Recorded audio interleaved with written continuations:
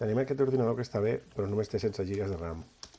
Com podem veure, té 16 GB de RAM i té 4 de swap. El problema és que quan s'acaba aquesta memòria doncs es penja.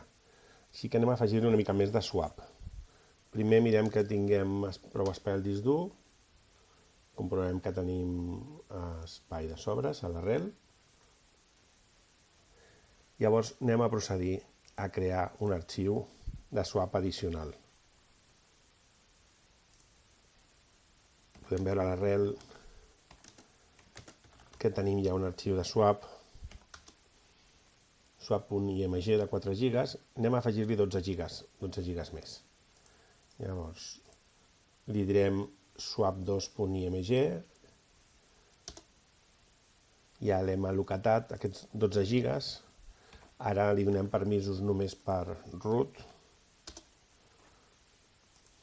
I creem un espai de swap a dins d'aquest arxiu. Molt bé, ja ho tenim. Ara ja podem activar la swap amb swap on. Ara si fem free podem veure com tenim 16 GB en total de memòria swap.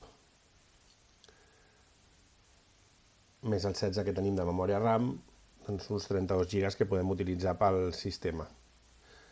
Ara anem a fer que aquests canvis siguin permanents.